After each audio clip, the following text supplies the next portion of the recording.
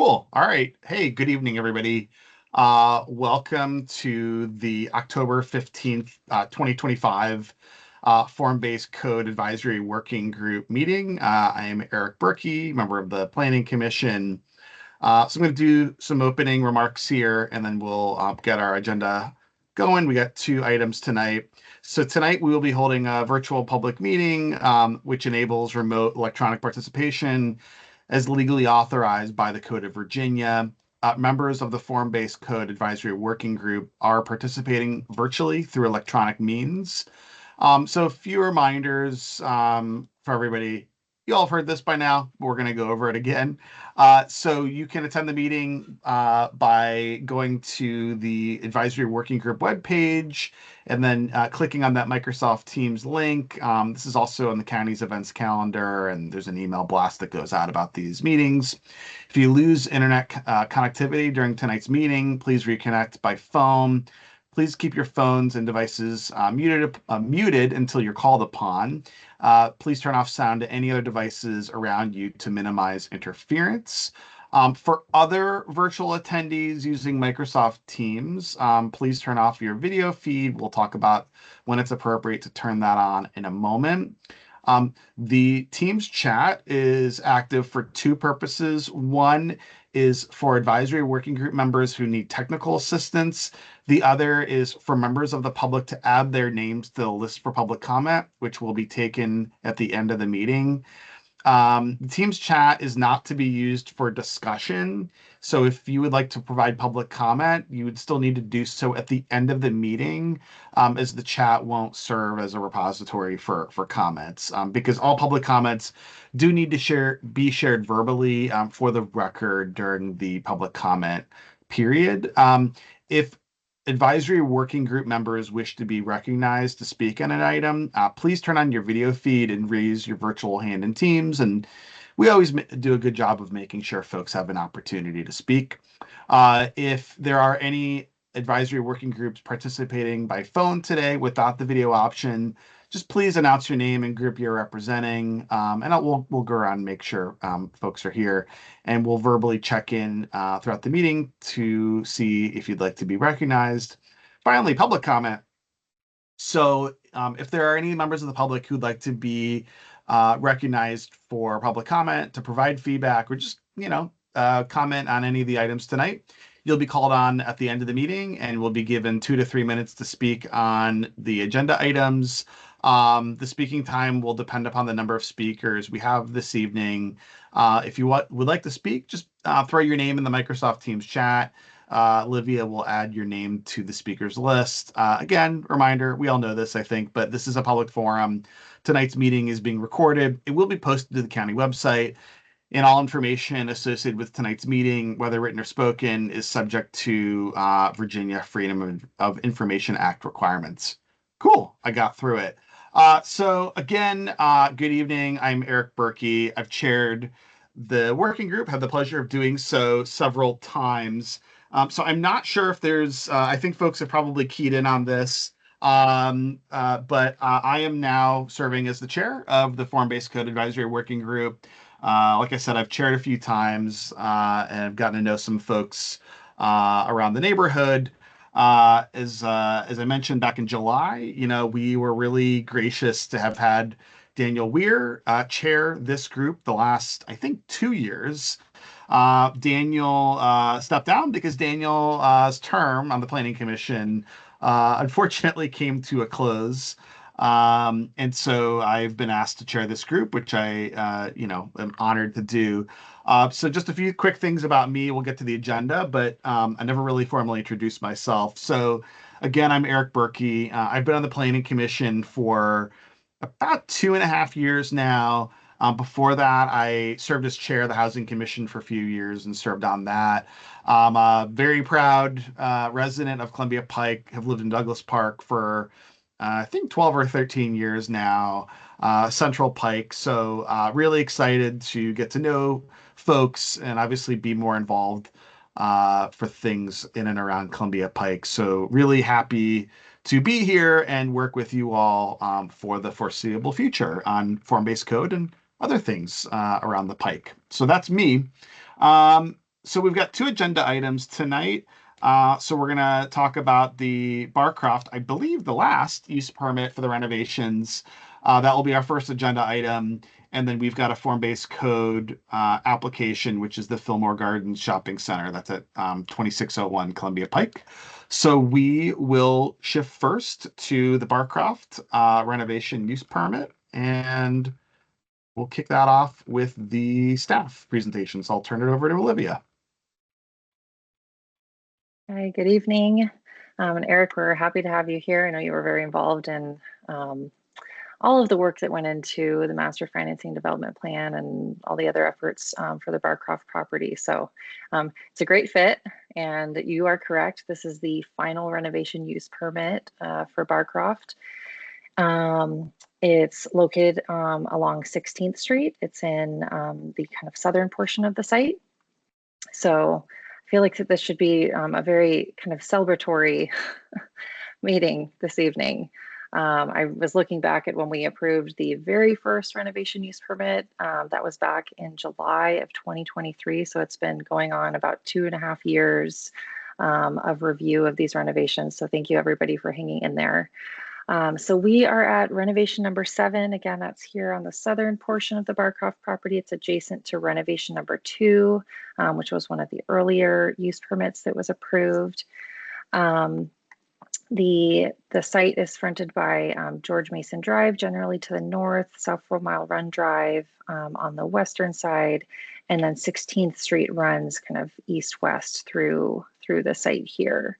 And this is just to, I know you guys have seen many different applications come through on the Barcroft Apartments property, so hopefully this helps to just orient you to some of the renovation use permits that we've reviewed, as well as some of the new construction use permits that were approved earlier this year and last year. So here's the site within the Columbia Pike corridor. This is an excerpt of the general land use plan map. It shows the revitalization district boundaries in the black dashed lines. The neighborhoods area boundaries are shown as note 24 and 24A. This site in particular is within note 24A, which is the neighborhood's conservation area. And then it's also designated low medium residential on the GLUP. So the site is within the Columbia Pike neighborhoods form-based code boundaries. This is an excerpt of the central sub-area regulating plan. The site is within the conservation area boundaries in this kind of light green color, which envisions the preservation of those existing buildings. So consistent with the neighborhoods form-based code, the applicant is proposing preservation and renovation of 5 buildings. The unit count in this case is proposed to be reduced from 78 units to 77 units, which we'll talk more about in just a moment. So this includes 25 one-bedroom units and 52, I'm seeing, let's see, I can't read the chat, but I saw a note that someone can only see slide 2. Are we seeing the slides advance? Actually, yeah, that was me. And I just noticed I had a little message on the bottom of my screen that said sync with presenter. So I clicked that, so I'm all caught up. Sorry for that. Okay, good, no worries. So 25 one-bedroom units and 52 two-bedroom units in this section of the property. They're proposing, I think, 3 different private resident amenity areas, similar to previous proposals. And then consistent, again, with other requests on previous use permits, modifications for setback and parking requirements because the existing buildings are going to remain. They're also going to be following all of the floodplain management ordinance and resource protection area requirements for Doctors Run, which runs through the site here. So as you all may recall, during the review of the master financing development plan, we did acknowledge the location of a portion of this portion of the Barcroft property within the FEMA floodplain and floodway, and that further study of this area would be ongoing with the applicant. So the county has coordinated with the Gyre Lynch team this past year, and they've identified a suite of different mitigation efforts to both comply with the floodplain management ordinance, as well as some additional voluntary efforts that go above and beyond those minimum floodplain ordinance requirements. So these include limiting some of the new planting and improvements within the floodplain, anchoring new improvements to the ground, and elevating any new mechanical equipment and ventilation on the buildings. Mechanical equipment, for example, includes some of the air conditioning units that are proposed for these buildings. They'll also have flood insurance. And then the loss of that one unit is due to the conversion of one basement unit in building number 30 to a non-occupiable storage space. So this is why the units are reduced. All of the other existing basement areas that are within the floodway are already storage space and aren't going to be occupied by residents. So again, the idea was to vacate any units or space that was below the base flood elevation in this area, and the applicant has done that. Separately, kind of unrelated to this specific use permit, the applicant has also filed an amendment to renovation 2, which is just south of this portion on the page. It's kind of page right. But they've filed an amendment to remove 2 additional basement units in this portion of the property as well, to eliminate any areas that are below that base flood elevation. So that item should also be going to the board concurrently with this use permit proposal. So this item did go to the Design Review Committee and the HLRB earlier this year. It will go to the Planning Commission. We'll have an update for the Housing Commission, and we plan to take this item to the County Board meeting on November 15th. They do have a Virginia housing application deadline for this use permit in January, which is why we're trying to advance this to the County Board in November.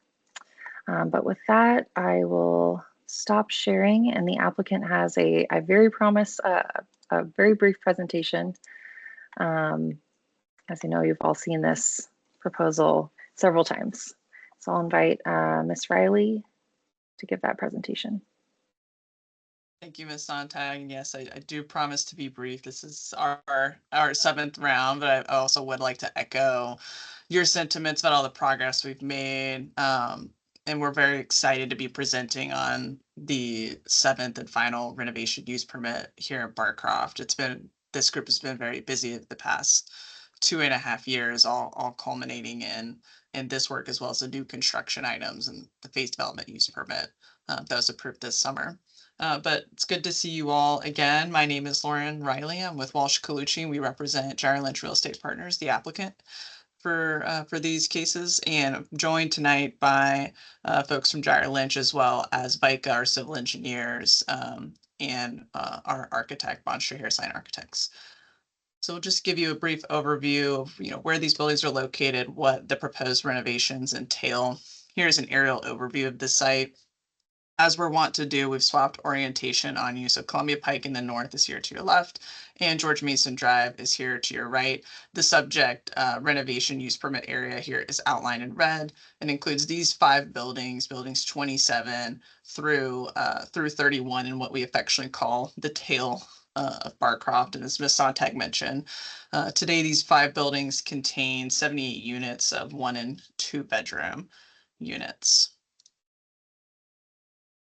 Won't spend a lot of time on these photos, but did just want to provide some context of the architecture here of these 5 buildings.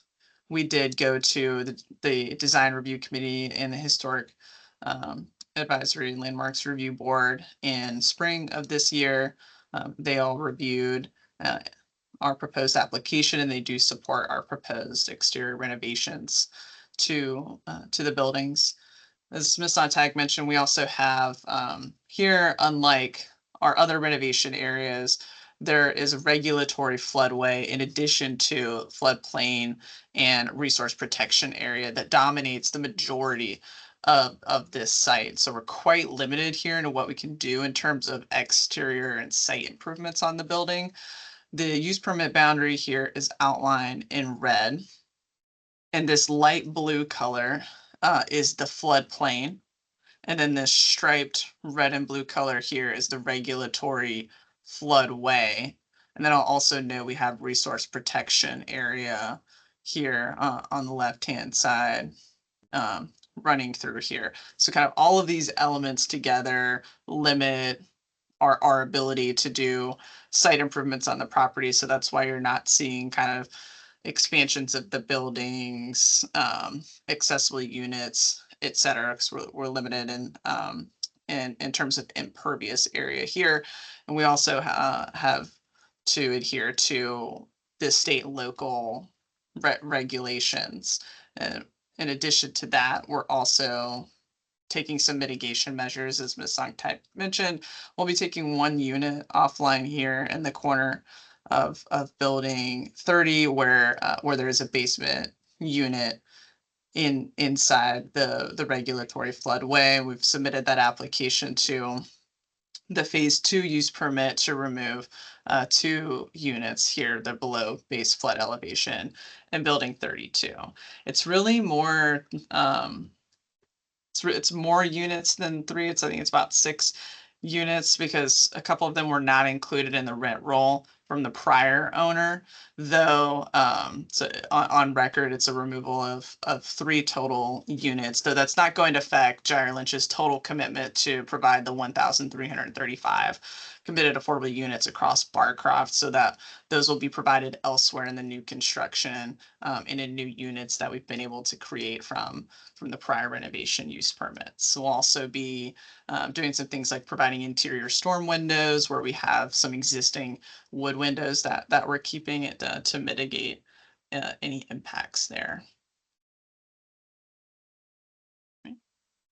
Won't go through this entire list, but here's our proposed exterior renovations for this phase.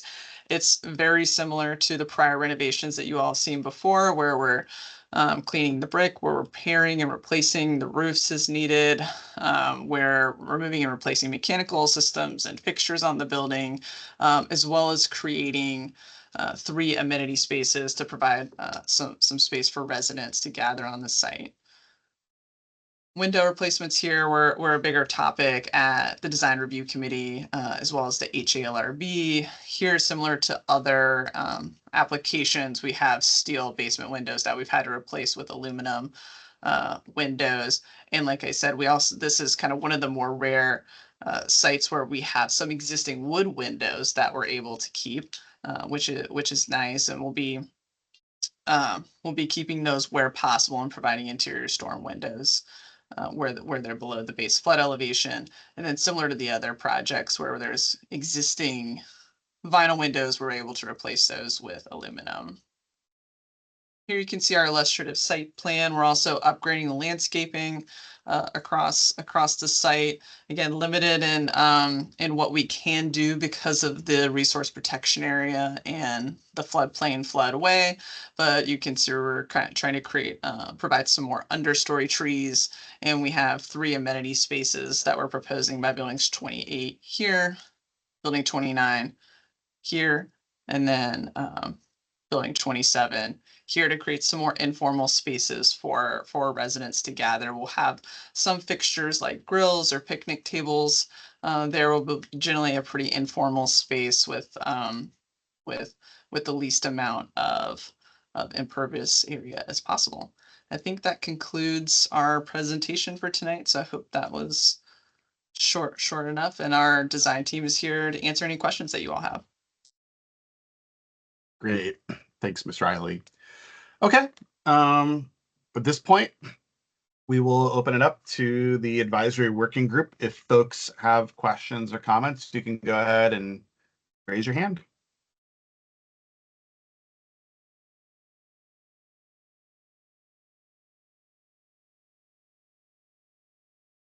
I'll go ahead. I have one. It's kind of a question. It's more of a comment.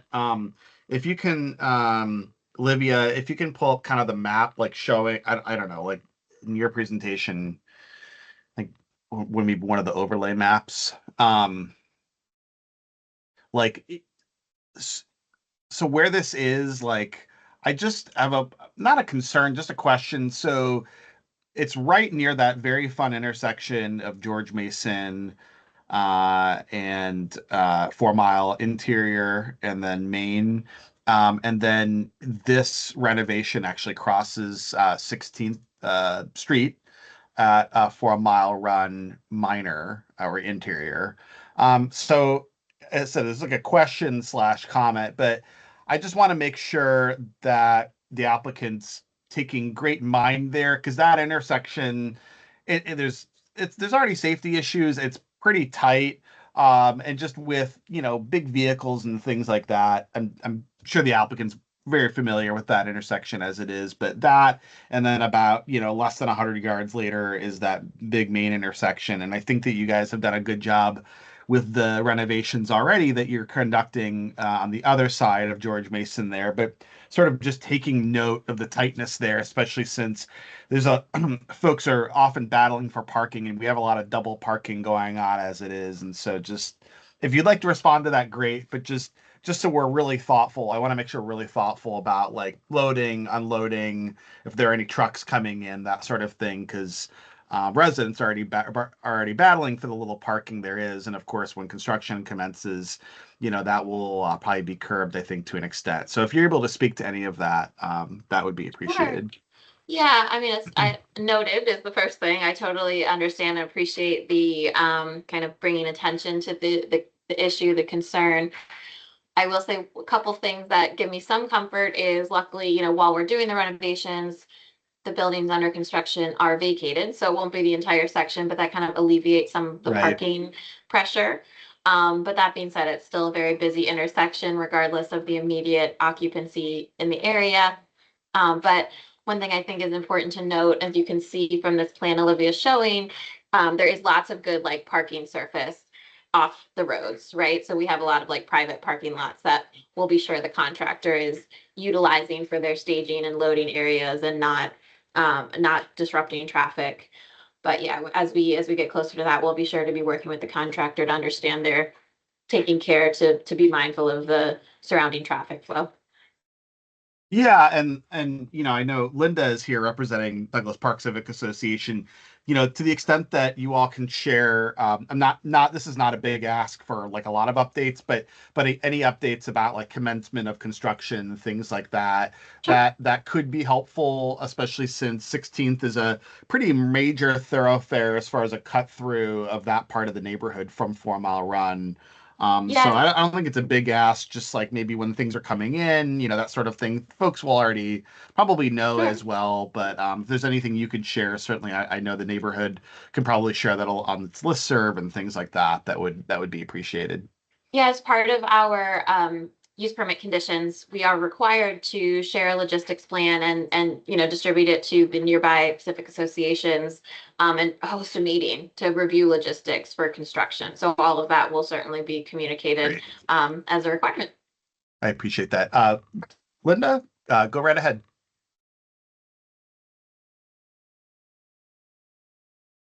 Linda, yep, go ahead. Okay, yep, get my mic on. This is a question, I guess, for Olivia. Going back in the midst of time, 2 years ago when we were dealing with the point of the triangle, section 2, we had a discussion, I guess either it's your slide, either 11 or 12, that shows Doctor's Run coming through the property. Well, let's see. Yeah, that should be a good one. We've got pinch points down there at the bottom of the slide on either side of Doctor's Run. And I thought I remembered from our discussion about section 2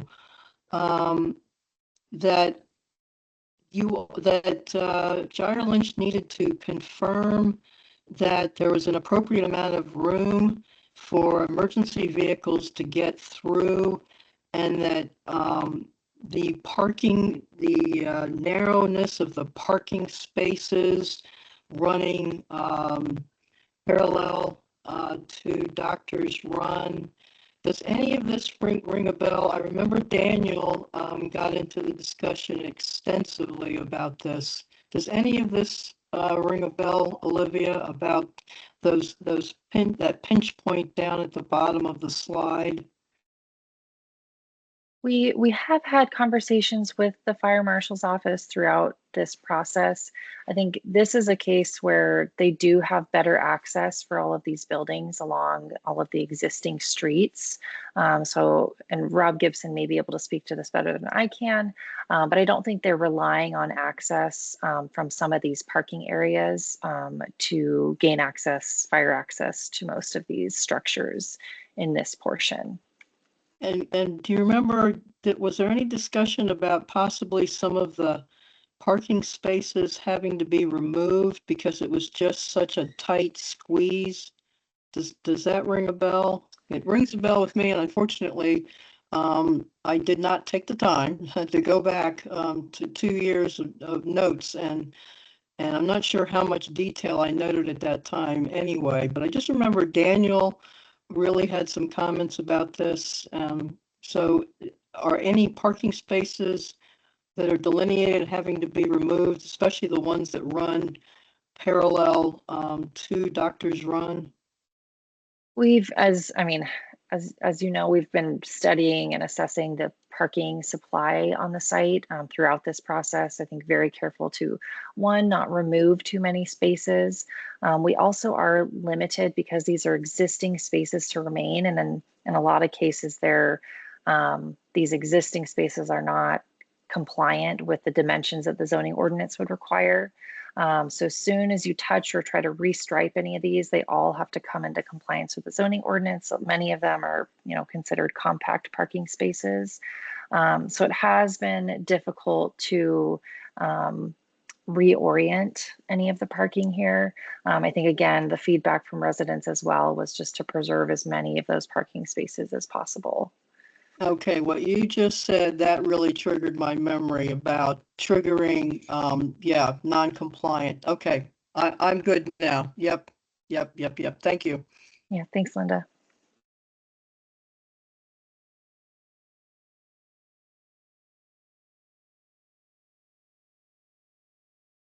Other folks have comments or questions?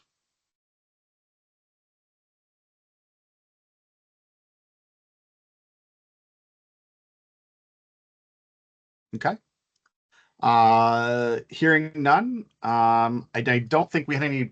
Well, I refresh my memory, Olivia. Do we take public comment at the very end for both items, or usually at the end of agenda items? Probably say at the end of agenda items for this one, since it wrapped up early. Do we have any public comment on this one? I don't see any comments in the chat.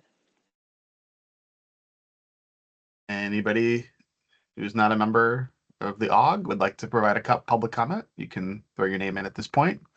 Otherwise, I think we're going to be moving on here shortly.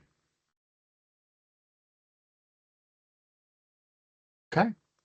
All right. Well, thanks for coming tonight. The last application for the renovation use permits. We're all excited to see the progress. I've been keeping careful tabs as I'm not too far away, I think, as I've shared from this project. So really excited and best wishes, and I'm sure we will be seeing you around very soon. Thanks, folks. I'm sure we'll be back. Thank you all. We you appreciate will. your Thanks, time. everyone. Appreciate your time. Take care. Thanks, everybody. All right. Our next agenda item is we have a form-based code application for the Fillmore Gardens Shopping Center. That's 2601 Columbia Pike, and I'll throw it back to Olivia again for staff presentation. Thank you. And I realized I didn't introduce myself last time. So I'm Olivia Sontag with the Arlington County Planning Division. I know you all have been eagerly awaiting this application, so we're very happy to be able to bring this forward. This is the second iteration of a form-based code use permit at 2601 Columbia Pike, the existing Fillmore Gardens Shopping Center. So here's the site outlined in red, located along the Columbia Pike corridor. We've got Fillmore Gardens to the north of the site, Penrose Square just to the east, and then the existing Elkins building, which was the subject of a use permit that we recently reviewed, just to the west. So again, the site is within the Columbia Pike corridor. This is an excerpt of the general land use plan map. It again shows the revitalization district boundaries in the black dashed lines. In this case, we are in the commercial code. So the commercial node boundaries are noted as note 8. And it's also shown as a designated service commercial on the general land use plan with a black triangle, which represents the location for a public space for that second phase of Penrose Square Park. And as many of you recall, the County Board approved a form-based code use permit for the site back in 2022. But after some unforeseen circumstances, including losing the intended grocer tenant on the ground floor, the applicant requested and the County Board approved a discontinuance of that use permit in 2024. So this site is within the Columbia Pike commercial form-based code boundaries. This is an excerpt of the Columbia Pike Town Center regulating plan. The site has Main Street frontage along as its building envelope standard designation along Columbia Pike and also the future South Cleveland Street. So this prescribes a 3 to 6 story building with non-residential ground floor uses as described or as listed in the use table in the form-based code, and then residential uses on the upper stories. An alley is also required along the northern property line, and the site also includes that, again, that dedication of a segment of South Cleveland Street in the second phase of Penrose Square. The site is currently zoned the Columbia Pike form-based code zoning since it was rezoned with a previously approved use permit. And the site is within the Penrose Square Civic Association boundaries. So the applicant proposes to demolish the existing commercial buildings and surface parking. They're proposing to construct a 6-story mixed-use building with about 15,000 square feet of ground floor retail and 270 units, primarily 1 bed and some 2 bed. They're proposing 6 type A accessible units as required by the building code, 321 vehicle parking spaces, 11 of those will be on street, 101 bicycle parking spaces, 10 of which will be on street with bike racks, and then about 9,600 square feet of open contiguous lot area, which is the private open space that's required by the form-based code. This amounts to about 15%, which is what's required.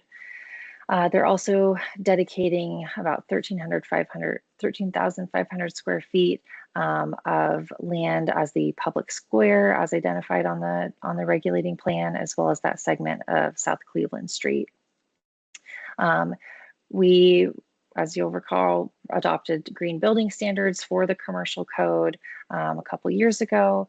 So this project is complying with those new requirements, including LEED Gold certification and energy optimization with 24% improvement in those performance standards, and all of the additional prerequisites that are required by the form-based code. And the applicant, this is just a kind of a brief overview, but the applicant will present some of the more exciting details about this plan. So I'll just highlight before we bring this to a close some of the requested modifications. There are 4 in total. The first is the height of the first floor relative to the fronting sidewalk. This is a commonly requested modification, especially when we see grade change. In this case, we have about 14 feet of grade change across Columbia Pike, as you can see in this elevation diagram here. So for that reason, there are kind of some step downs needed in certain cases, and the height of the first floor is not always exactly compliant with what the form-based code prescribes. The second one is the required building lines for the location of streets. In this case, as some of you may recall from the previous iteration, there's an existing stormwater utility that runs kind of parallel with the future South Cleveland Street. There's also an existing easement over that utility, and it does prevent the building from being built to the required building line just along that frontage. So where possible, the applicant has built up to the RBL, just kind of at the corner of Columbia Pike and South Cleveland Street, but has had to kind of taper the building back to comply with that that existing easement and utility. But as you'll see here, and you'll see more in the applicant's presentation, they've created a nice kind of entrance to that lobby space there along that street. The third item is a modification for the break between buildings requirement. So when you have a kind of facade or a required building line that's extremely long, we do require that building, the mass of that building be broken up. In this case, the applicant is proposing a pedestrian pathway through the building. This is very similar to the previous proposal. I think on the previous proposal, it was on the closer to the western side of the building. They've now shifted this area to the eastern side. The form-based code requires this pedestrian pathway to provide a 20-foot easement. This would be a public access easement across that entire section with a paved walkway that's not less than 10 feet. The applicant proposes, similar to last time, a 15-foot path in this kind of more southern section of this separation. And then it narrows down to 8 feet back here where the building actually covers this area. They've also proposed a second pathway that along the western portion of the site to provide some additional northwest access through the site. This is just adjacent to that Elkins building property line. And then the fourth item is for the streetscape details for street tree spacing. Along Columbia Pike, they're requesting a modification for the basically the number of street trees that are required. The form-based code requires street trees be spaced every 25 to 30 feet. So 14 trees would be required here, but the applicant is proposing some on-street parking spaces to support the retail uses that are proposed on the ground floor. So you'll see they're kind of paired in 2, 2, and 2 along the frontage. So they're proposing 9 street trees here instead of the 14. So then I'll just quickly highlight the Penrose Square Master Plan. This was approved by the County Board in July of 2008. It identified the general location and size of all of the features that would be included in the parks. As you'll see on the map here, you've got the interactive water feature, the public park or the public art, and some of these kind of elevated berms where we'll have trees planted. So phase 1, as you know, was dedicated with site plan 402 for Penrose Square, and that construction was completed back in 2012. So phase 2 is about 0.31 acres and will be dedicated with this use permit, and will complete some of that open plaza space and some of those elevated berms for those trees. We do have CIP funds that are available for the design, the final design of this section in 2030, and then construction for that in 2032. You can see in the photo here that existing public art feature and some of the water features that are there. So this is just a quick snapshot of the form-based code review process. We are here today at the Form-Based Code Advisory Working Group meeting in the community review portion of the process. After this, we'll complete our final review, taking into account any feedback that we received this evening. The applicant will then hold a community meeting with the impacted civic associations and Pike Presidents Group, Columbia Pike Partnership, and any other civic associations that may be impacted by this site. After that's complete, due to the modifications that have been requested, this is a special exception use permit and does require review and approval by the County Board and the Planning Commission. So we'll do review of all the final conditions, go to those public hearings, and then we're seeking approval of this item in December. So this again gives you just a general timeline of when the application was submitted. We've gone through 3 rounds of review with the applicant and are working on ironing out final details before the applicant goes to the Planning Commission and the County Board in December. So with that, I will stop sharing my screen, and I believe I'm going to invite Mr. Lunger to provide an applicant presentation.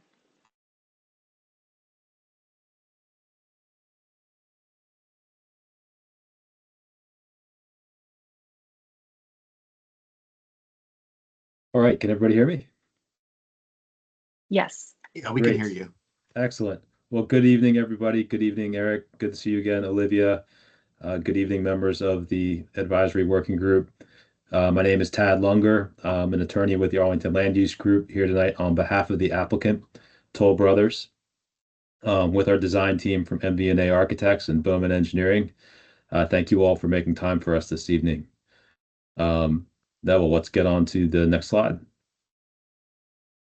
One more.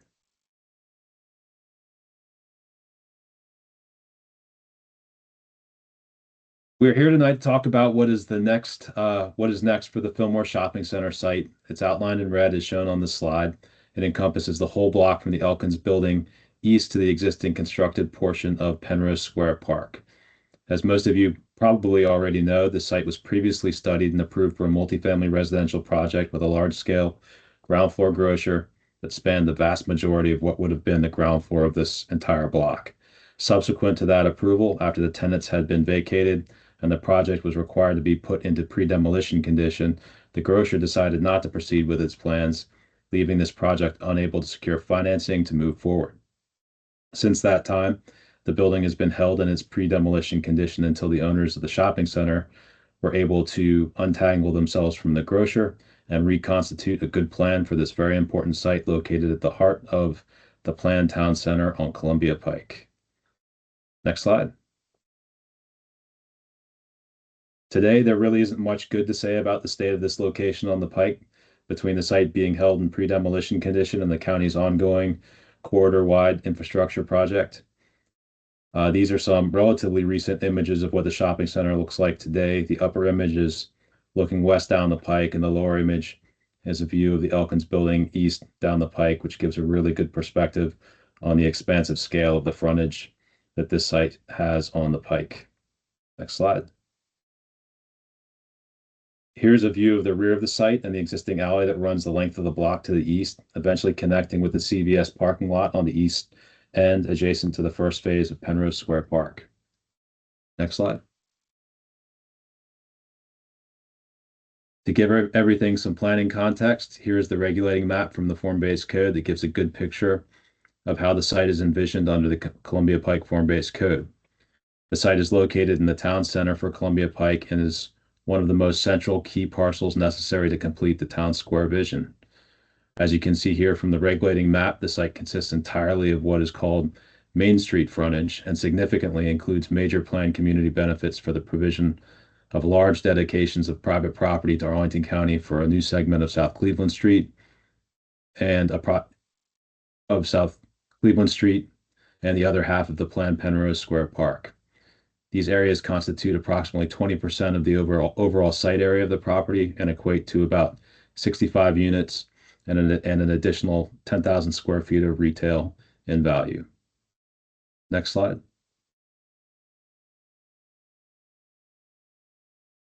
I think it shouldn't go without being said that we were lucky to have the Toll Brothers team take interest in this project.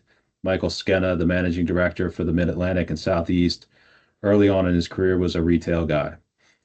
They pretty quickly understood and had the vision that the town center and this site needed to be a retail focused project to be successful, even as part of a broader residential project. At its core, though, this was really viewed as a retail project that happened to have, in a lot of ways, residential rising above it. Before we give you a formal tour of the proposed project, we wanted to show you with this slide that demonstrate how it falls into place and connects and completes the vision set forth in the form-based code. First and foremost, this project aims to create a place anchored by retail and public open space activity. The expansive frontage all the way down Columbia Pike, wrapping the new segment of Cleveland Street, framing the new park area, is designed to create a concentration of Main Street retail in the town center focused on viability, walkability, and at a scale necessary for retail to perform well. And realistic about the need for parking to be available to support successful retail, parking for cars and bicycles is intentionally provided directly at grade for direct convenient retail access. This parking will be provided inside the building at grade directly behind and adjacent to the retail spaces. The site is designed for permeability and retail accessibility for pedestrians. with 3 new ground level pedestrian pathways planned through the site, which also connect directly to the parking resources. All in addition to the new Cleveland Street being constructed. The new circulation pattern not only connects the communities to the north directly to the activity in the town center and what will be the newly completed largest public open and venue space in the town center, but also seamlessly to the east, connecting the Penrose Square development to create one very substantial cohesive retail and public space center. The completed Penrose Park will be large enough for real public venues, farmers markets, and other planned public and community events. With that, I'll turn it over to Neville Fernandez from MBNA to walk you through the project in detail. Thank you, Dad. I'm Neville Fernandez. I'm a principal with MBNA Architects and one of the planners and designers on the project. I'm going to go quickly to the next slide. So here's a quick rendering that just shows how the project kind of bookends the west end of what is Penrose Square. The grassy area that you're seeing is the kind of internal condition for the phase 2 portion of the square. That is kind of what you'll see till the county comes and completes the construction of phase 2. But really, it I was saying, and we were showing that on plan, here's kind of what it could look like when it's built, with Penrose Square already anchoring the east end of that town center, but with this project coming in and kind of completing that western edge and kind of anchoring this entire kind of town center like space. I also want to point out one other thing about this project. Unlike a lot of other form-based code projects, probably just not necessarily by design, but just probably by happenstance, a lot of the projects do not have the courtyards facing Columbia Pike. In this case, the way this has been planned, we do have the courtyard that kind of opens up onto Columbia Pike, and you're seeing that in this view on the left edge of this rendering. What's great about that is it starts to break down the mass. You don't see these giant blocks or walls along Columbia Pike, but you start to see more deftly handled massing and the courtyard really breaking down the kind of overall mass of the building. So this almost feels like it's a small little building that's kind of by the town square, very different scale than what you're typically seeing along the Pike with some of the new developments. You're also seeing that east passageway that Olivia and Tad had mentioned, both that kind of cuts through the project, that again has a way of kind of breaking down the mass, but also providing connectivity and allowing programming within the project to connect with each other and kind of activate that passageway and make sure that it's actually useful and usable for the project, for residents as well as visitors alike. So I'm going to go to the plans now and start diving a little bit deeper in there. So again, you're seeing Cleveland Street, the proposed Cleveland Street. It does connect with 9th Road South and then to Barton Street, that's off the right of this page, and down to Columbia Pike. So that kind of road circulation kind of completes itself and kind of encloses Penrose Square Park. You are seeing the building shy away from Cleveland Street because of that existing stormwater setback, but we're making use of that additional space that we get to provide this additional buffer, kind of plaza or sub-plaza space adjoining what we're showing as the main residential lobby that's on Cleveland Street. So this really helps anchor this portion of Cleveland Street and also transitions from retail to residential because it's all residential beyond there. So it's a good transition and a good place to have kind of the residential lobby and the residential identity. You're seeing the passageway cut through, and the passageway is not only flanked by retail at the Columbia Pike, but it also connects parking out to Columbia Pike, but also provides connection into the residential lobby, into pet spa, into other amenities that the residential building is providing, but also the bike room. So the entire bike room it's all at grade. It's all, you don't go down garages, you don't go down elevators, you just bike down the passageway, enter a door, and there's your bike. So again, the design and plan this very well to kind of allow this passageway to have maximum activity. I just want to point out that while part of this passageway is under the residential building, the west passageway is completely open to sky, and it really is going to function as this nice space between the proposed Elkins building redevelopment or the existing Elkins development today and the proposed development on our site. So having them spaced apart really provides connections through to the pathways that you see, the Fillmore Garden Apartments, and allows people to kind of find their way through this entire block from Cleveland Street to the end of Walter Reed is almost, I think, 580 feet. So it's really a long block. And I think providing these passageways, the 2 passageways are going to cumulatively be much more area than one 20-foot wide passageway would provide. So we're really excited about how this is kind of planned and how it's kind of really working with the program of the project to be a useful thing. The next, just a closer look at kind of how you're going to get into. So there's an alley at the back here, the north end. This is how you enter into the parking garage. Within this red dash line is all of the shared parking. So again, very, very easy. You come in, the first thing you have is shared parking. So visitors, customers, they can all find a spot. And then there's 3 ways to get out, one into the east passageway, one along the west passageway, and then one mid-block. And this all gets you finally to Columbia Pike. So very porous, lots of easy kind of intuitive ways to get to the retail and kind of get to the street. That's where you want to be seen walking. One other thing you're also seeing here is retail, which is this kind of pink areas.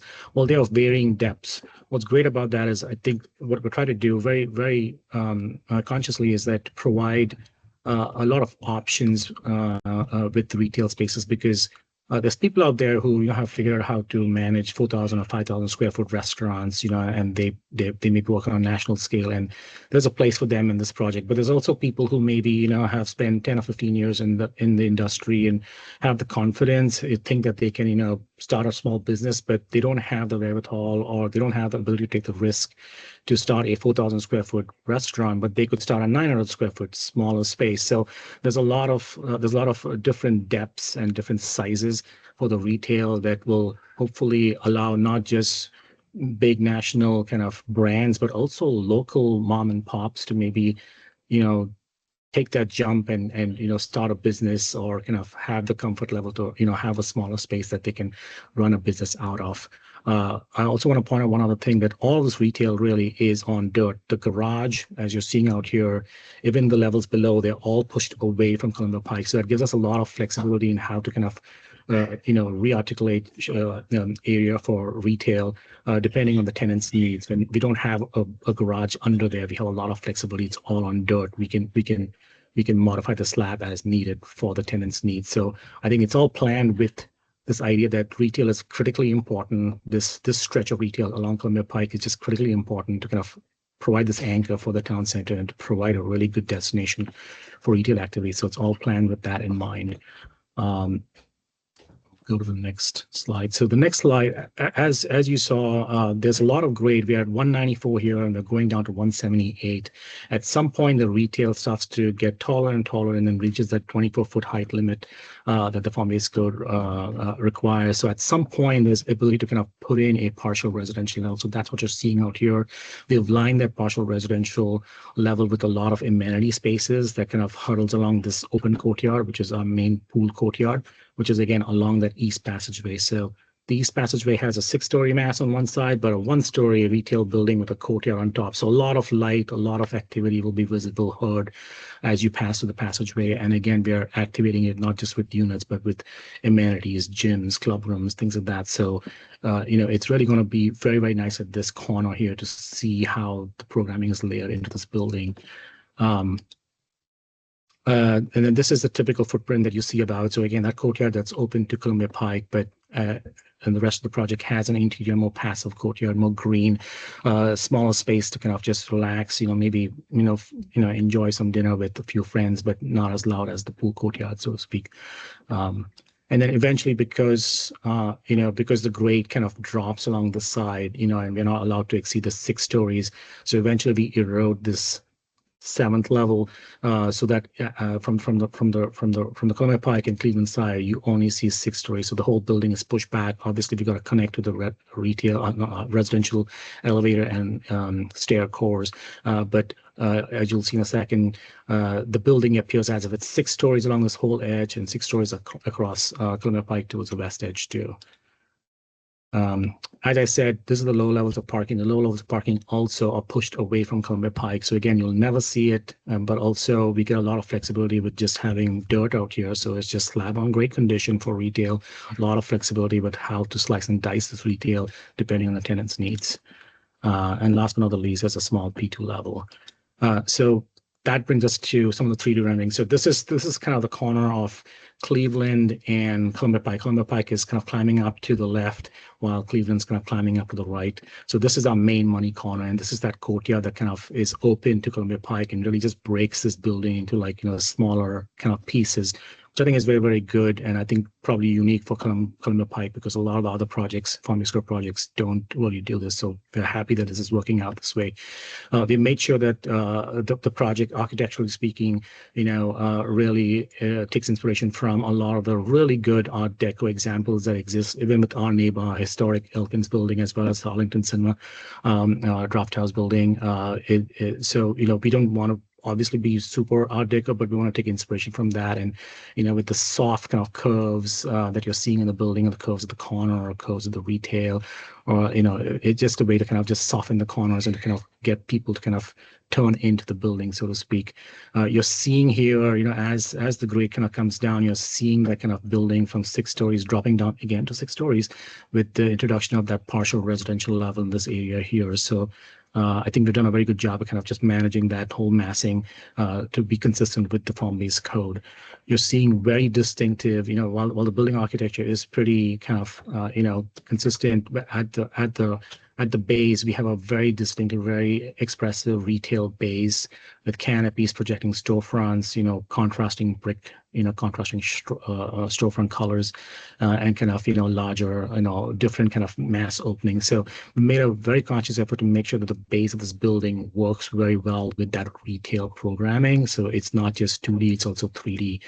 Eventually, as you go towards the right along Cleveland, you're starting to see that kind of residential, kind of, more calmer, kind of more homey, kind of, residential lobby that's fronting the plaza out there.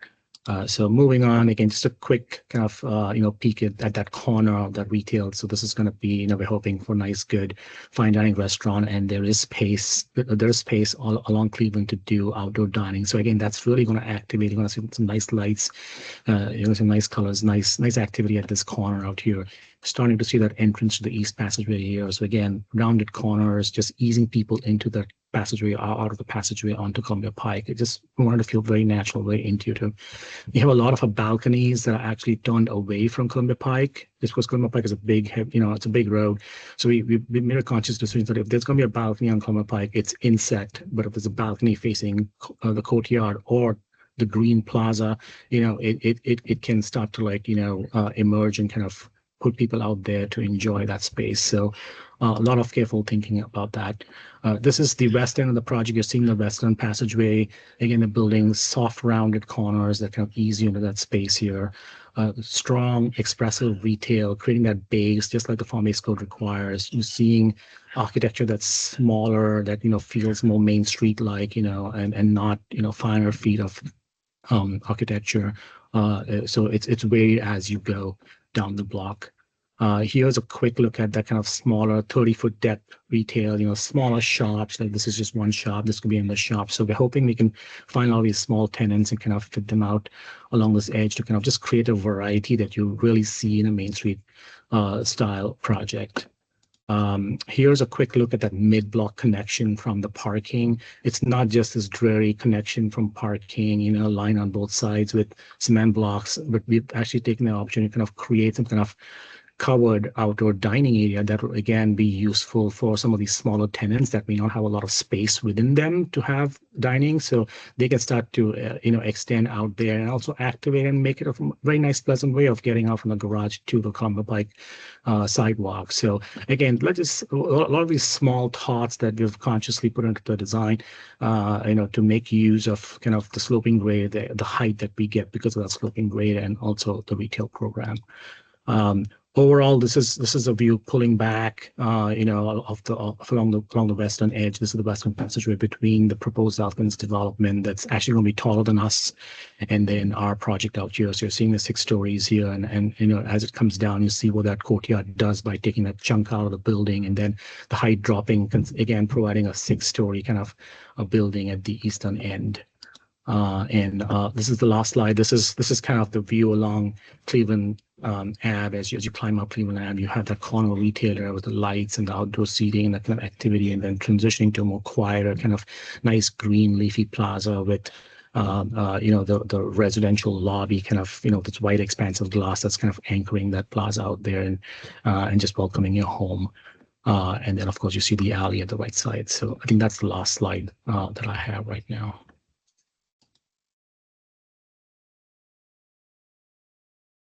Any questions? Okay, does that conclude your presentation? Yes. Yes. Okay, thank you. Okay, we're gonna open it up for questions. I know we had at least one.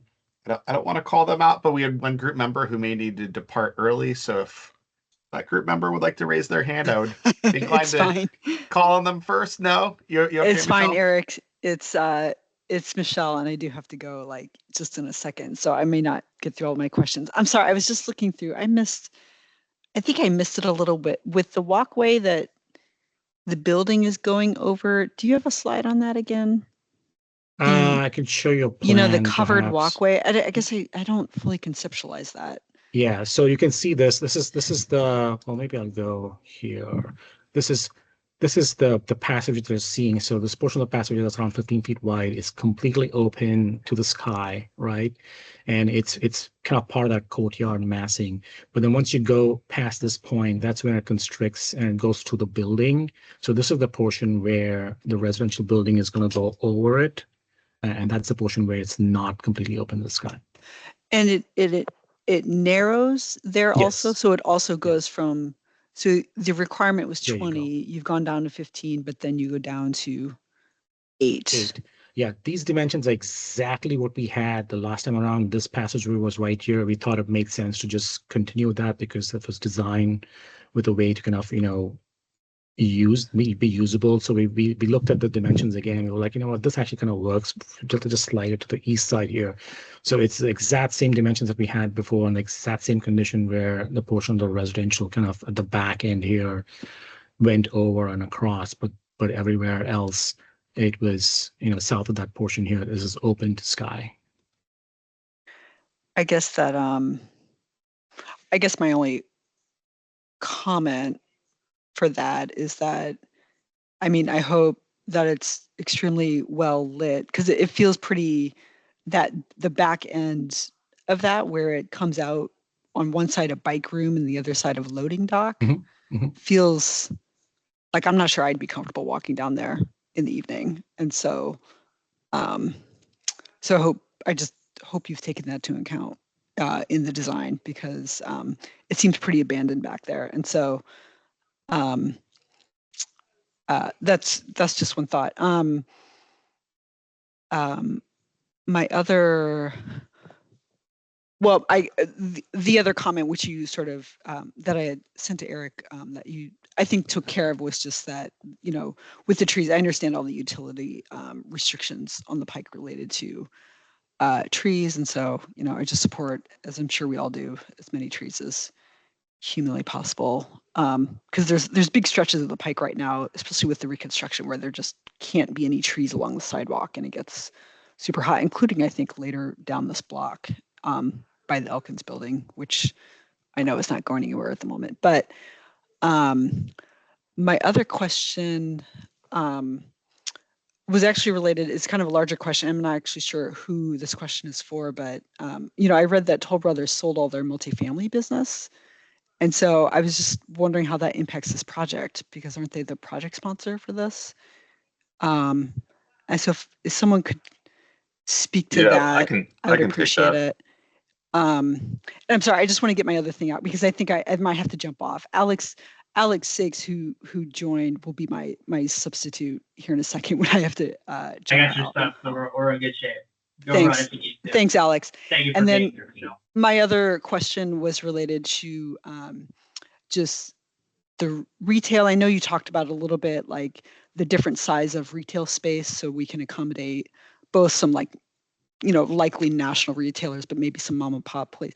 My question with all of this retail along the pike, often we have so much empty retail just down the block from here, and it's cold and dark because no one has built out a lot of it, because that's a very expensive proposition for especially small businesses. And so I know that's not necessarily your responsibility, and so I'd be interested in later when I get to watch the video for this, hearing what you plan to do, beyond just the different size of retail, like to bring in some local businesses. I mean, we're losing businesses along the pike right now because of the construction, and so I'd like to see the ability for some of those businesses to come back at some point without having to invest $100,000 in building out their cold dark shell. Anyway, with that, Alex, you can follow up with that. I'm sorry, I have to go to my own hearing at the moment, but thanks, Eric, and I'll catch up with it all later. Thank you, Michelle. Yeah, this is Michael Skeen. I'm the managing director of Mid-Atlantic in the Southeast for Toll Brothers Apartment Living. I'll take the question about the sale of the apartment platform to a group called Kennedy Wilson. And then I'll let Matt respond to the question about retail, although I will say that we are underwriting retail income and are fully 100% incentivized to do everything we can to make sure that the retail is full. On the transition from Toll to Kennedy Wilson. So Toll Inc., national home builder. We started this platform 12 years ago, building luxury apartments, and we've done 2,400 units, I think, in the DC Metro. We've been successful. We've built great, fantastic luxury buildings across the country. But as Toll Inc., sort of the larger publicly traded home builder, going through the process that a lot of home builders have recently of trying to become more asset light. So what that means is, they're doing what they can to sort of focus on their core business and doing less of what's sort of an ancillary business for them. So a lot of home builders like Lennar and D.R. Horton are going through the similar exercise. And what Toll decided was that they would like to focus on building for sale housing and not rental housing.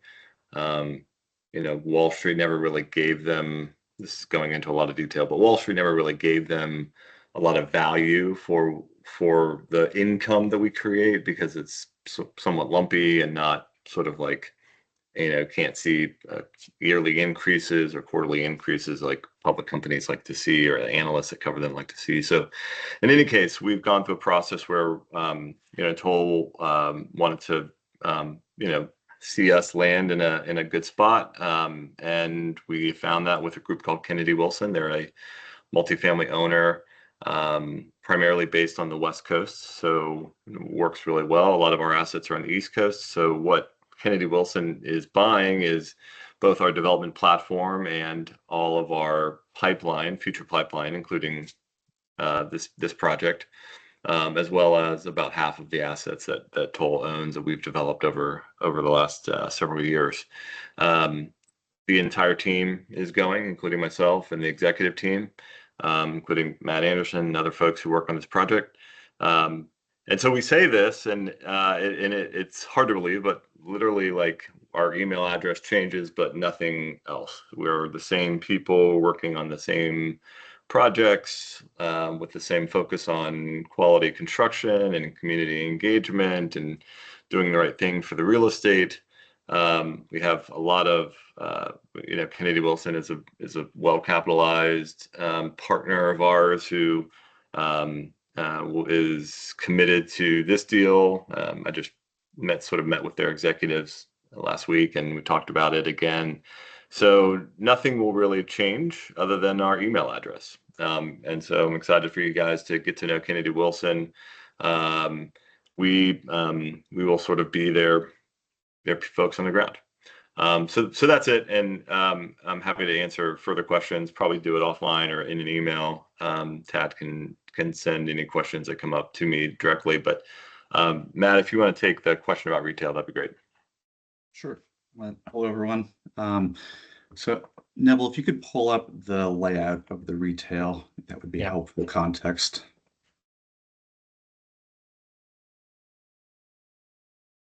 There you go. There we go. So I mean, as Neville and Ted have both kind of reiterated throughout this presentation, we're very focused on the retail here and being flexible in how we execute it. The the comment was made that it is very expensive to build out these retail spaces. And so what we're planning to do with the shallower retail spaces, the C and D spaces, that's going to be a turnkey food and beverage on the retail D side and turnkey commercial on the retail C bay. So meaning that we're going to build out the vast majority of the space so that, you know, a local business owner, a mom and pop, they can really just sign a lease and plug themselves into the space without having to put up a bunch of capital to build it out. So that's how we're planning to attract some of those, you know, local business owners into this building. And then, of course, we're going to probably operate the retail A, B, and E in a more traditional sense, and we may end up with, you know, a more national scale tenant in those spaces. But, you know, generally, we have a lot of flexibility with how we're going to execute and operate the retail here, and that's how we've designed the building. Yeah, I want to add a little bit about the retail. We do MBA Architects does a lot of retail. We in fact we started as a firm in 1979 as really a retail only firm, and have over time done a whole lot of other types of buildings. So we have a lot of we have a ear to the ground, so to speak, with respect to the retail. And one of the reasons you see a lot of retail vacant is because a lot of the retail is built really big, really deep, and it's hard to release. That's a lot of rent that you got to pay. In this plan, you know, the retail at the corner is the most valuable it's the most valuable retail, and that's why it's deeper, that's why it's bigger, but it has the best potential to get leased. It's really the retail in the middle that is too deep, that is hard to lease because visibility is a problem. That's exactly why the retail here in the middle of the building is a lot shallower, so it's a lot easier to rent out. And again, combined with the idea that Matt just talked about, where, you know, these are turnkey retail spaces, it just makes it a lot easier to kind of rent those smaller spaces. So it's really, it's not something random that, you know, we're thrown together. It is purposefully done at the eye of making these spaces leasable, rentable, and, you know, financially sustainable for the project, and also, you know, to really create that kind of edge along Columbia Pike that we want. I also want to point out one other thing about Michelle had some really good questions, by the way. I want to talk a little bit about this area here that she was concerned about. I want to contrast with what we had before. Before we had, you know, on one side we had a ramp going to the garage, and I think the other side was just kind of the grocery store. We didn't have any kind of activation or point of activation along that. Unlike now, where we do have the bike room and we do have the pet spa that kind of is lining that. Yes, we have the loading, which has got to go somewhere, but, you know, you can't put retail back there. You know, it's not very, very visible. So it's like we're doing our best to activate it by program, but also this will be a valid space. You know, we have, I think staff very wisely asked us to provide more details on this in our submissions, and you can take a look at it. I wish this submission did include some renderings of the space, but you know, this is going to be a well-lit space, and it's going to be activated by program, unlike before where it was really just a pass-through. So yes, it's tight, but it's appropriately scaled for what it's trying to do out here. That's all I got. Great, thanks. All right, we'll just gonna go in order of folks who raised their hands. So Linda, followed by Alex. I'm gonna skip you since Michelle just went. I'll get back to you, Alex. We'll go with Linda and then Kathy. Go ahead.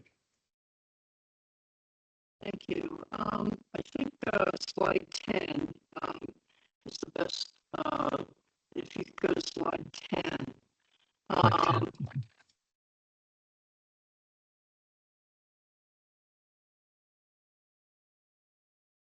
Oh, sorry. There you go. There we Oh. go. Well, it keeps There you go. skipping. Huh? There we go. My question is the north end of Cleveland Street. Certainly understand tying into the current 9th Road sub. The northern end of your property, how are you treating that in terms of the walkway that currently exists to get from the lower Columbia Pike and up to into the apartments for Fillmore Gardens? Is that your walkway? Are you going to tie into it?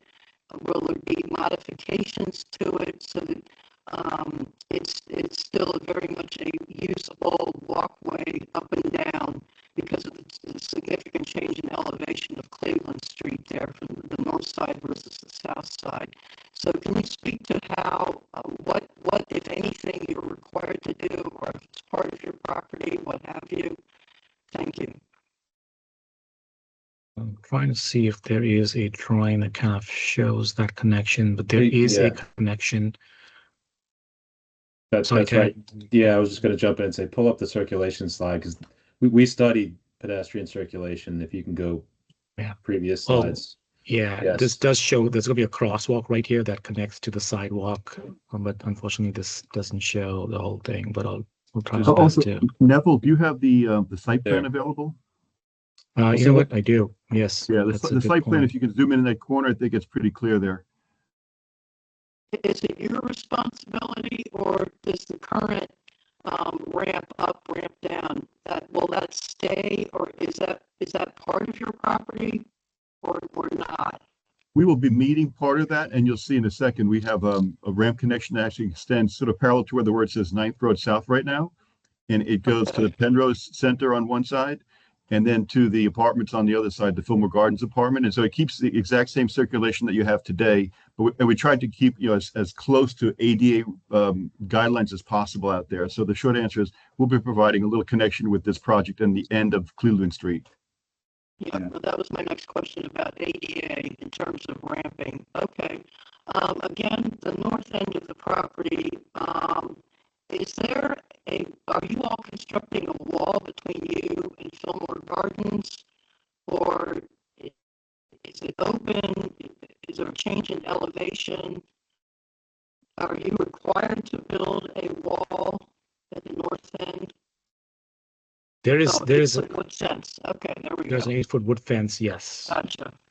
Okay. Yeah. Okay. But I would say it's worth noting it's going to be at the same grade, and even though that is, our neighbor's property to the north, our site does extend onto their property, so we're working with them to grade and landscape that area, and there will be through connections from both of our passageways into the Fillmore Gardens property. Okay, that's what I thought I remembered from the first go around. What the plan was, that there would be a coordination with Fillmore Gardens. Okay, so that's being maintained. Okay. Yep. And I just want to confirm that your garage entry and exit is at grade, so we don't have the challenge of people exiting your garage and at night their headlights are pointing up into the apartment. So I thought I heard Neville and others say it is at grade, so headlights at night will not be shining into Fillmore Garden Apartments. Is that correct? That is correct.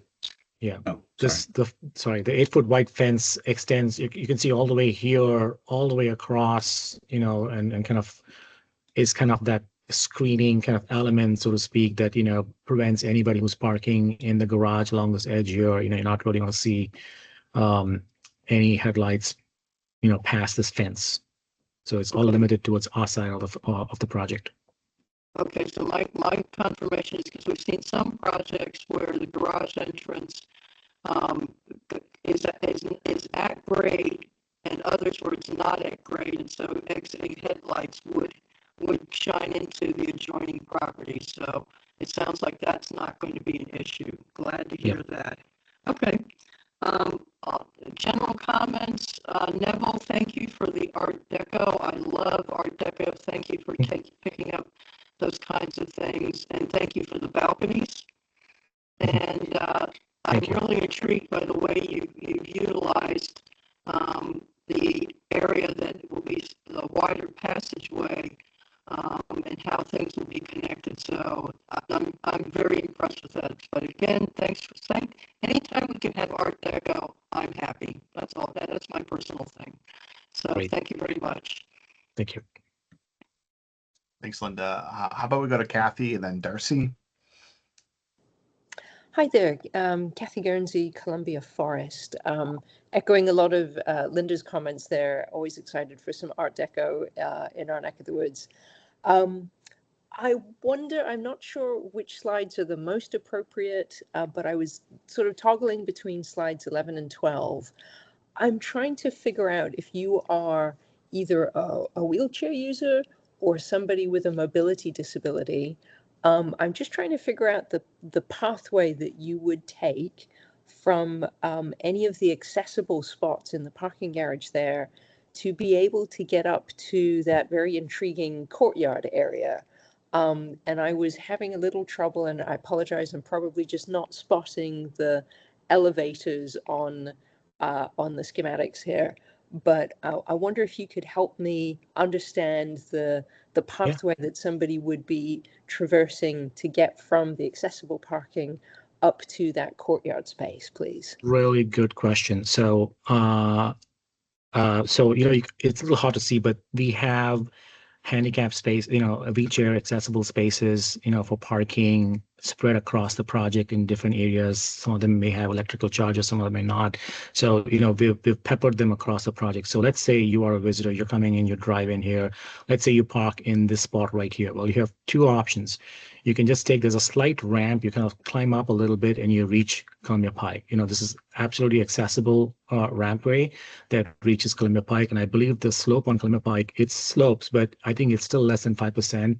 Or almost at 5%. So it is accessible all across. So if you're going to retail, you can come out and you can just enter any of the doors that are at grade and get into the retail.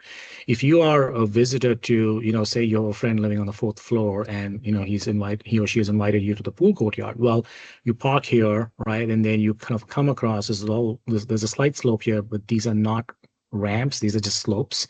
They're like 3% or a little less than 3% slope. So, just normal kind of grade. You come down, you get through this arrow. This is, you come to the passageway. It's all the same grade here.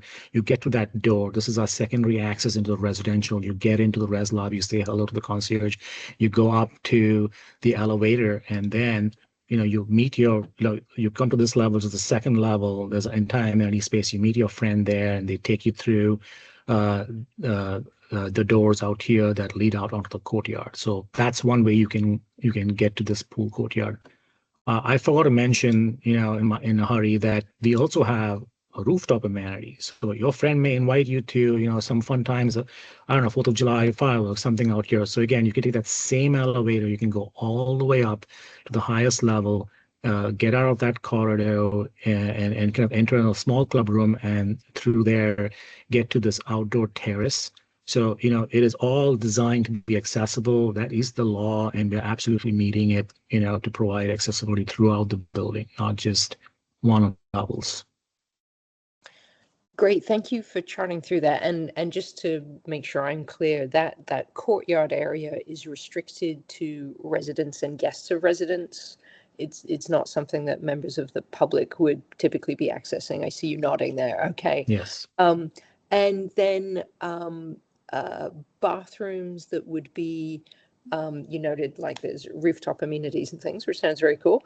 I'm assuming that there are on that level some bathroom facilities, restroom facilities. Yes. That would be ADA compliant for the benefit of people who don't live there but are visiting friends and availing themselves of some of those facilities. Is that accurate?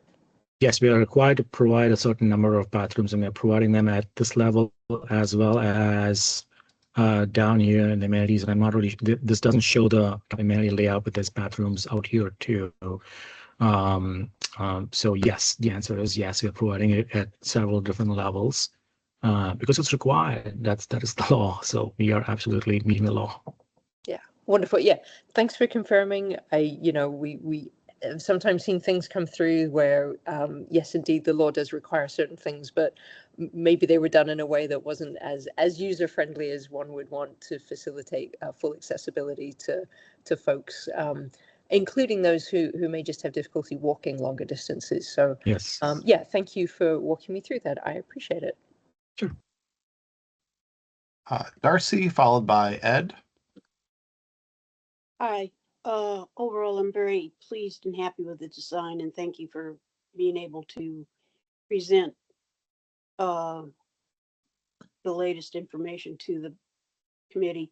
I have one question. When someone from Toll House presented a breakdown of preliminary information many months ago to the Penrose Association, you had a novel way of addressing how retail deliveries would be handled. I didn't hear anything about that tonight. Will it still be the same where trucks will have to enter off of South Walter Reed or South Cleveland and then unload from the rear of the building and then cart their stuff to the retail, to the stores and not take up any parking space on Columbia Pike? That's correct. So we have two loading areas. Along the east end, we have this big loading area here, which is going to serve both residential and retail. And then there's also, because the alley also kind of slopes up, there's another loading area and for both retail and residential out here. There's trash rooms internal to the building for both residential and retail. Same thing down here too. We have trash rooms, we have trash rooms for retail and residential. So all that is going to be handled within the project, and the main point of access for trucks is via this alley and then to the loading areas. That's how we're planning to service this whole building. There is, I can go in detail, but it'll take forever. But sorry, what's going on? No, that's okay. Thank yeah, you very much. Yep. Ed, followed by Alex. Good evening, everyone. First of all, I want to thank you, Neville, for your presentation. It's very refreshing to see this. I'm representing Columbia Heights, which is directly across the street from this project. And I can tell you that our neighbors are going to be very excited about this project. First of all, I do want to say that I very much support what you're talking about for retail space for the mom and pop stores, and maybe showing some level of preference for those locally owned and operated businesses over national chains. And hopefully, now you've mentioned that you can build out the stores to some degree, but hopefully financing for these businesses to come back into our neighborhood can be identified and promoted. Also, I'm glad to see about the eventual expansion of Penrose Square. It's taken, you have that right in your plan. You're taking that into account, and my understanding is that the plaza would then be developed by Arlington County. And I also want to mention that on your, I guess it's the east facade, the facade that faces the plaza, I'm glad to see that you're going to have the installation of balconies there. If I might ask you to make sure those balconies are at least big enough to put a couple chairs on them. We've seen some balconies in some other locations where they're more like just Juliet balconies and not really serviceable. And also, I'm very pleased to see that the bike room is going to be at ground level. I do ask you if you could include a few windows in there in the bike room so there could be always some natural daylight shining in the room. I'm not quite sure how to do that, but you're the designers. But again, I welcome you to the neighborhood. We're very much looking forward to having you as our neighbors and a great addition to the community. Thank you. No, thank you. We're very excited to move this project forward and really happy that we get to be the ones to complete the town center. So looking forward to it. Thanks. Alex, go ahead. Thank you. On behalf of the Penrose Civic Association and chair of the Columbia Pike President's Group, we are almost at, I can imagine, a just build anything at this point. This has been such a heartbreak since 2022, and couldn't be more thrilled with the Art Deco facade, the emphasis on mom and pop retailers, and on Ed's point, and what Michelle had said. I just want to follow up a little bit. As far, I'm thinking, in terms, Westmont we were stuck with the kind of a Verizon, a Five Guys, a CVS, some of these more corporate-y type entities. That's really kind of what I envision wanting to actually, avoid going into the construction of this, gorgeous new building. I saw that C&D were kind of pegged as the mom and pop turnkey operations, which is great. We want local businesses that have been so deeply affected by the construction. We just lost our Columbia Pike Lost Dog Cafe. They're without a spot. I'm sure they may be looking for vacancies. Obviously, they've been probably a bit of a financial hole right now, given that they just had to close down. But I was curious, what are the other locations here outside of C&D suitable for size-wise and location preference-wise? Yeah, Neville, if you wouldn't mind flipping back. Yeah. So sorry. No, I was just going to say from a merchandising standpoint, we were, retail A and B. We're thinking we'll hopefully be full service and or fast casual restaurants. They're very well suited for that, given their corner and quasi corner locations on the building. And retail E, that's it's mid block, even though it is technically a corner retail space on the building. So it really could be anything. Could be a fast casual food and beverage place, could be a fitness user, could be a commercial user. So I would say retail E could be anything, and retail A and B is likely to be food and beverage. Yeah, I want to point out one other thing too. So the typical retail depth, like if you were doing kind of, a single story shopping center with parking out front, like, you typically do 70 feet deep retail. That seems to be the standard size for retail. Retail C, retail D, they're 30, 31 feet deep. Retail E is not 70 feet. It's, maybe around 40, 45 feet. So again, like, these retail depths are much smaller. We can divvy it up, as needed. So the goal here is to make sure that these are leased, these are usable and affordable for good tenants, for long-lasting tenants that from the community here. Yeah, and we are designing in flexibility for all of these spaces so that they really can be anything.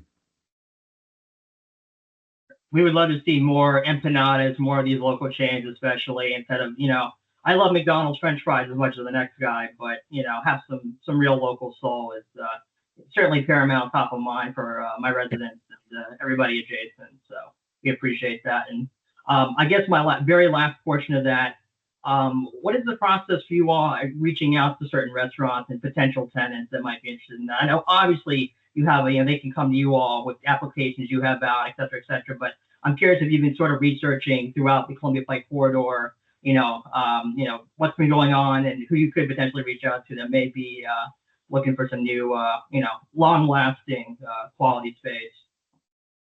Yeah, I mean, we haven't selected our retail broker yet, but it is going to be somebody that has a lot of experience on Columbia Pike that can really fill what you're talking about right now. And we'll probably start those conversations, make that selection, and start reaching out to retailers, a year or more before those spaces are complete. Our goal is to kind of get this stuff leased up as quickly as possible. But in the meantime, we are working with a retail consultant to again inform how we design these spaces and help us think about that lease up strategy to make sure that we are successful leasing up this building. Gotcha. Lots to do before we get to that, but just something I always think about. Greatly appreciate that. Thank you. I'm going to put myself on the list. I have a couple questions. Maybe we'll do one or two and throw it back to Ed. I see Mark's got his hand up as well. In the parking garage, how many of those spots would be available for EVs, and how many would be maybe like EV ready, like compatible down the road? That's a really good question. I think there is. I don't know the answer to that off the top of my head, but we have listed that, I believe, in here. Yeah, Neville, I think it's 5% day one and 10% future. Thank you. So 10% is that an additional 10% or is that 10% total? I think that was additional 10%. So an additional 10% is basically EV compatible. You've got the conduits. You'd have to make a small investment at some point, but good to know. That planning commission, one of my colleagues, a couple of my colleagues are always curious. If I can get ahead of that, I'll certainly ask. I want to ask and about. Eric, that's a new requirement for the green building standards. Yeah. Great. Thank you for chiming in there. I want to ask about like traffic. And so maybe if we can pull up one of the slides, kind of shows like traffic. Yeah, that one. We just This had one? it. That works too. Sure. So how and either your staff or the applicant, maybe this is a staff question too. So how's traffic going to work? Are we prohibiting like left-hand turns going eastbound on Columbia Pike onto Cleveland? Can you go make a left eastbound from Cleveland? Like, can somebody walk me through how the traffic flow is expected to work here for automobiles? Maybe I'll start. So I believe this is a signalized intersection at Barton and Right. Columbia Pike. That's where I can make a left if I'm going eastbound.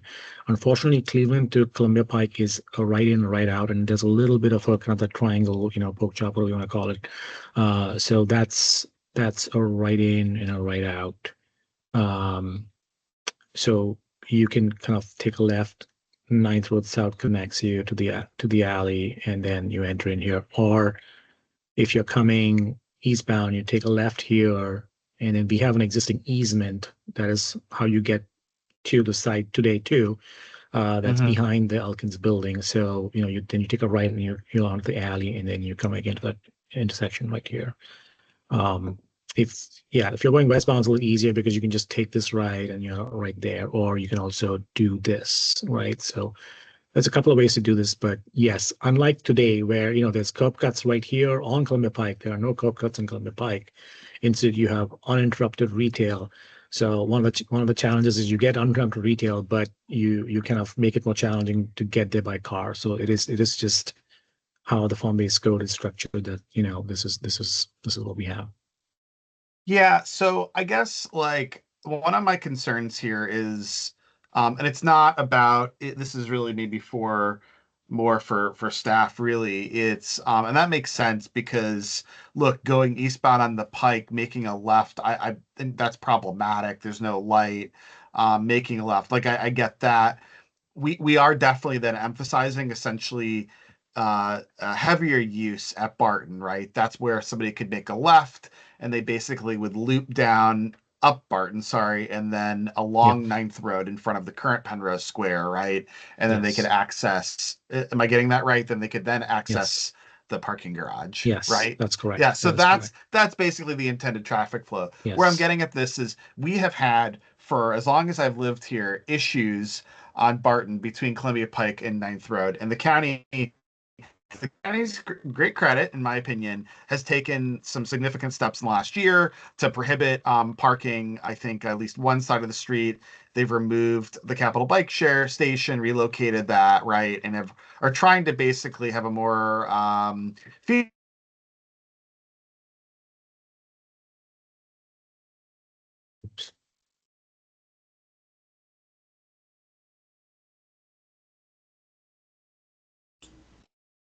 Did everybody lose Eric or just me? No, I lost it too. Okay. Yeah, he's frozen. We'll give him a second. Please mute. Oh. And so Eric, you cut out for this, probably the last 30 seconds. Right when you were talking about the bike share. Okay. Relocate. Sorry. Now, can you hear me now? Yeah. A little better, yeah.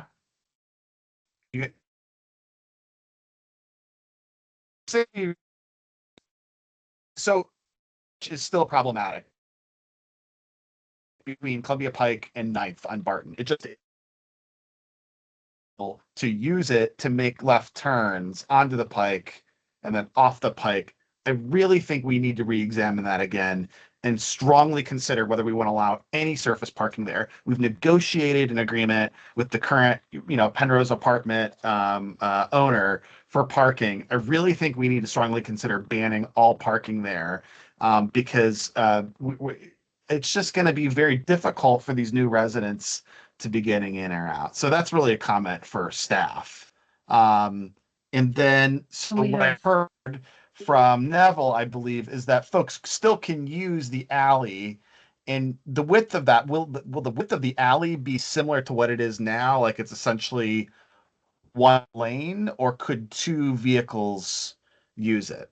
It's two-way, simultaneously? and I believe I forget what it is, 24, 20, I can't remember, but it's definitely two ways.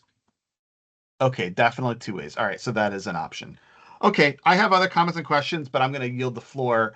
I'm going to go to Mark since Mark, you haven't had an opportunity to speak. So go ahead, Mark. Okay. Thanks. Can you hear me? Yes. Okay. I don't think you can see me though. There we go. Okay, so quick question. Actually, that was a question I had. I'm very concerned about the traffic around there, but and then also around the alley. So if I'm understanding it correctly, you've got two entrances onto the alley, one at the east end and one at the west end. And the one at the west end is for that loading on the west end. It looks like a very small spot. It's not, you're not going to be going in there for parking. That in and out seems to just be, am I misunderstanding that? Is that just Yes. for, okay. So because of the way the grade works, like that's an electrical room that's below this big loading dock, right? So I guess you're looking at that. So this is only for loading.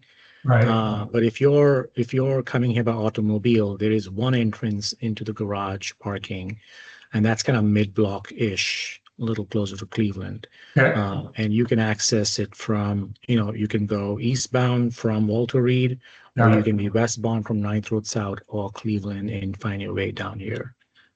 Okay. So that other entrance and exit for so there isn't any other vehicular entrance or exit into the building on the west end up there on that next level where the loading is, or?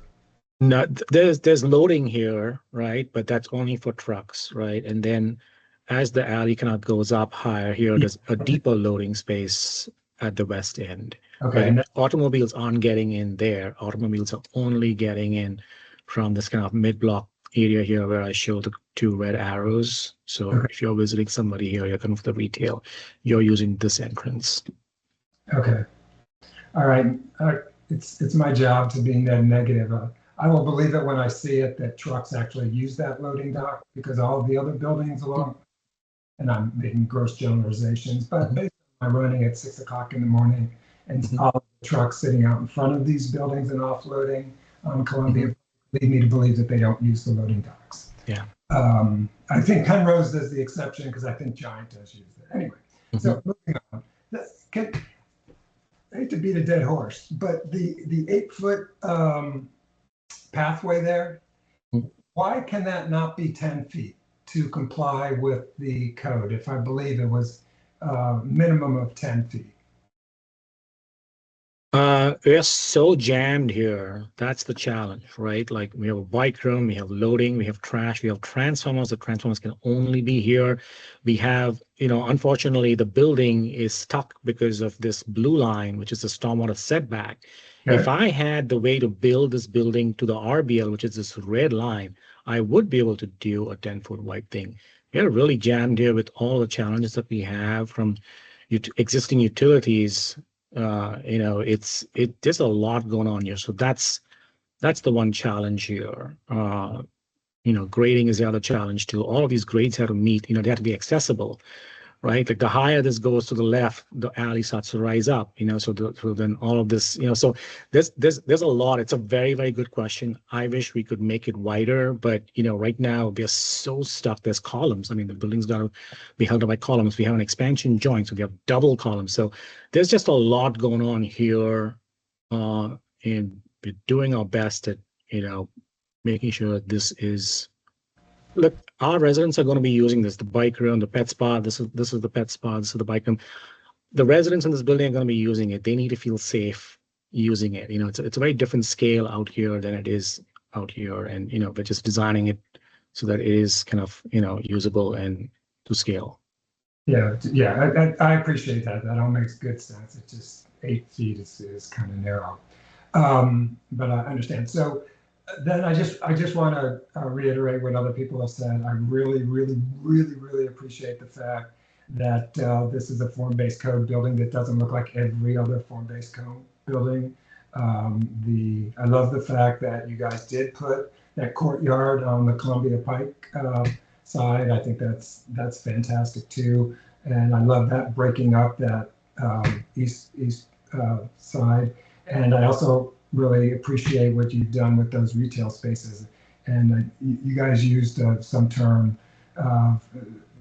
dynamic fronts or whatever, but they do. They look interesting and they do look dynamic, and it's not all the same gray and brown of most of the other form-based code buildings. So I just want to thank you for that. Thanks, Mark. Ed, did you had your hand up? Was that from before? You have another comment or question? Just a very brief comment for the team that presented tonight, Neville, and I didn't get everybody else's names, but on behalf of Columbia Heights Civic Association, I'd very much like to invite you to our neighborhood to talk about this project at the appropriate time. But please know that you are very welcome in our neighborhood. We are very much looking forward to welcoming you to Columbia Pike and to our business district. Thank you very much. We are glad to see you. Thank you. Thank you. Yeah, we'd be happy to meet. Thank you. Thanks, Ed. Don't worry, I have another question. But I do share the sentiment about being excited about projects for a lot of the reasons that Alex already articulated. It's exciting to have more form-based code applications coming through. It's exciting to have more neighbors and commerce opportunities and space making and all that stuff. So it's certainly appreciated, especially given the current climate on several fronts. So thank you for taking a risk on us and coming into our community. My question is about the Penrose Square Park. So it's essentially like I wouldn't call it half. We'll say like 40%, right? The other part. It's basically like the existing parking lot for the most part, right? So can one of you all from the applicant team walk me through, like, again, the grade changes or grading? Because essentially what you're proposing here, right, is we have significant grade change, I know, from the west end of the property as it comes all the way to the east to Cleveland. You've got the connection at 9th Street, so that's going to connect to the alleyway. But what is going to happen with that parking lot, and how will that grade meet the existing park that's already there? I understand the county is going to be responsible for design and construction, but how will the grade kind of fit together? So I don't know if there's a good, I believe there is a good drawing that does show that. So yes, the grade tomorrow with proposed Cleveland Street is going to be different than what you see today. I don't know if this one is the right one, but I think it does. So this is around 178 and change. I think we go up to, I believe, 185-ish. 9th Road Street, I think, starts to, that's why we're impacting all of this portion on 9th Road Street, because this has to kind of start to come down. You can see this grading that is starting to come down, 187, 184. So there is going to be impact to all of this area here compared to, I think, what exists. So this is going to be a little higher. That allows us to make this connection a little better, but also allows us to take the grade up because the alley keeps rising. So I don't know if I answered the question, but yes, the grade I think out here is around 185-ish, and this is 178, so around 7 feet grade rising up here, and then it's going up a little bit to meet the existing grade on 9th Road Street. This is one of the reasons that this is connecting and not this, because that's even way higher and way more challenging to connect, and it made sense to kind of, from a traffic point of view, also on circulation around the square, to connect in this manner. I mean, it's because it's basically like right there. It's like basically like a 10-foot retaining wall where 9th kind of nubs off, right? And so you're not going to meet it entirely, but so you're basically going to bring in a bunch of earth and so what, like gently slope it down towards the alley. Is that the idea? This is going to come down, I believe, down to whatever this level is, which is higher than I think what it is today, and then this kind of goes down all the way to the lowest point on the site, which is 178. And and there are, do you mind zooming out? So where will there be, I know there was like a retaining wall, there's an existing retaining wall on the back end of the property. If you can zoom in a little bit, sorry. It's hard. Absolutely. This is like, topography is a hard thing to kind of like walk through, right? It's three-dimensional. It's Yep. a two, yeah, it's two drawings are two-dimensional. Yes. But like, what about the rest of the site? Like, will like that, like, will earth be brought in to kind of like grade that as well? Will there be retaining walls? Like, because that obviously there's a retaining wall that varies in height, and obviously the retaining wall gets shorter as you approach Columbia Pike. The current retaining wall of the parking lot. Oh, Neville, a couple of things just real quick on that. So one thing we'll do is some of the earth that's going to be removed from the excavation for the garage, we can use that as fill there in the parks. That's really good. So we're just going to kind of just move it over, right? And as Neville said, we're going to transition it down a little bit. So you're absolutely correct. There is that wall that you see out there, and our goal is to literally leave that wall where it is and just fill against it, basically, okay, to kind of create what is going to become hopefully a little bit, softer, gentler, more seamless slope, if you will, okay, in the park. And it's going to be left in that condition, and the county can come in and just sort of have basically everything from Cleveland Street to the east of where the park stops today will be a more, more flush, if you will, at the same grade, okay? So it's going to change a little bit from what it is today because you have that pretty big wall, right? But it's kind of cool because we're just going to, move some of the earth over, smooth it out a little bit, and then it's going to give a better place for the county to kind of continue their work whenever they're ready for their park. Okay, no, that makes sense. So basically, like what I'm hearing is there's some of the retaining wall at the back that's going to remain. You're not necessarily going to remove retaining walls, but you're going to move earth. But I don't see, but what I'm hearing essentially, it's going to look, the retaining wall is going to look like a curb, if you will, right? Because you have dirt. If you can envision both sides have the same elevation, right? With just the concrete wall. So today it drops 10 feet if you go out there, right? So that's going to be flush, not exactly flush, but it's going to be like a gentle slope up to it. Right. So so you're not planning on any retaining walls along Cleveland. That's correct. It's going to kind of meet the grade of Cleveland. Okay. Correct. I mean, that's And actually, like Neville said, but one more thing real quick, that road is going to get a little bit better. The 9th up there is going to kind of be a little bit, smoothed out, because right now you've got the big grade change at the top. Can't do much about that. It is what it is. Can't do anything about that. But we can absolutely improve 9th Road South. Right. Okay. That makes sense. Okay. Thank you for walking me through that. Again, this is one of those, like, you have to see it to really understand it, but we're talking about years from now. So I kind of wanted to walk through it. I'm not seeing any other, I'm sorry. So we'll go back to Alex and then Linda, and then we're going to see if we have, public comment. Go ahead, Alex. Awesome. We are so excited and so glad we're not left with, one gigantic retail space, leaving us in the same kind of predicament we were put in late 2022 at this exact spot, where that could not get filled and the project completely failed. I'm aware that this is going before the Planning Commission December 3rd. All things go well, it goes before the county board this winter as well. We do have 2 other massive projects in the vicinity on 9th Street South, including a planned townhouse development and the pending South Walter Drive Complete Streets project. How does that factor into construction timing, dates, and ability to get this done? There's going to be a lot of eyes and a lot of cranes, a lot of backhoes and bulldozers on 9th Street South. So how are we going to thread the needle on everything here?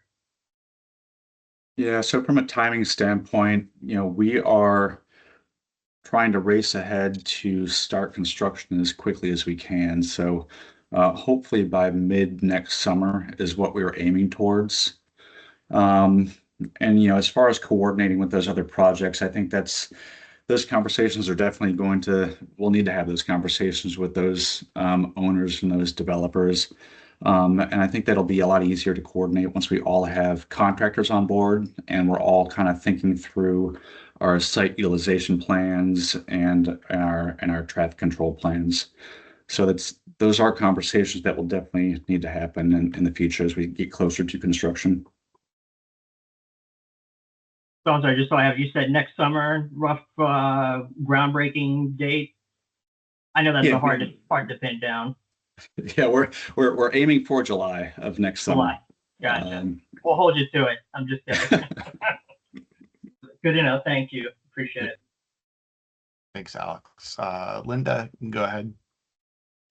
Can you go back to the schematic you're using to address Eric's questions about Cleveland and Ninth? Details showing all the details and the discussion about moving earth and what have you. Is it the I'm slide? having trouble hearing her. Is anyone else? Yeah, Linda, yeah, you're very garbled. Okay. Can you go back to the very detailed drawing that you were using to answer Eric's questions about Cleveland and Yes. Yes. Right, the topographical. Yep. Yes. Can you? Yes, thank you.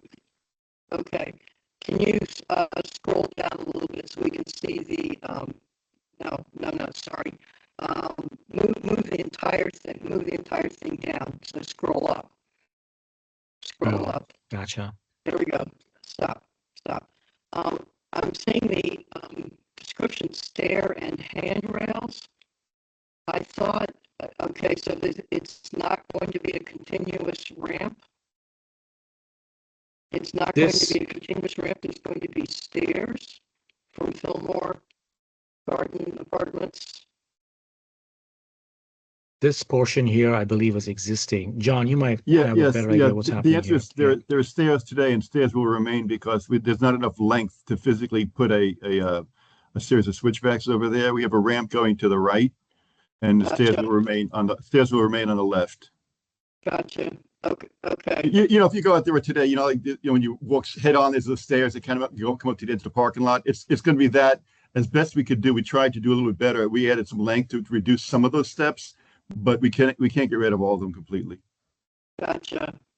Is there going to be any connection that will not require steps between the apartments?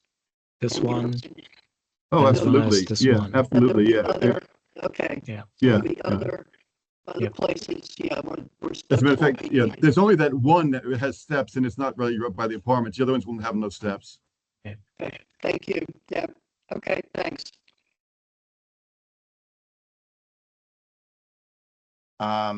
Thanks, Linda.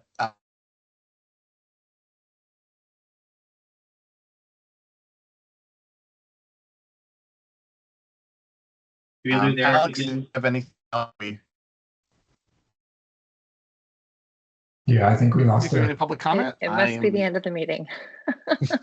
We're losing people. You froze again, Eric. Can you hear me now? Yes. Can you hear me now? Yes. Yes. Okay. All right. Well, maybe that's our cue to wrap things up. I'm not seeing any public comment. Nope. So I think we're going to wrap things up here. So thank you to our applicant team for coming tonight and answering all of our questions. We look forward to seeing this move forward in the process. Olivia, I believe that concludes our agenda. Is that correct? Yes, that concludes everything. And just as a reminder, the applicant will be scheduling a community meeting. I believe they're already trying to coordinate with some of the civic associations. So once that meeting date is set and we have a link for that meeting, we will share it with AWG members so that everyone has an opportunity to participate. Great. All right. Well, thank you very much, everybody. And we will see you around the pike. And this concludes our October 15th, 2025 Form-Based Code Advisory Working Group meeting. Have a good night, everybody. Thank you. Thank you. Thank you. Take care.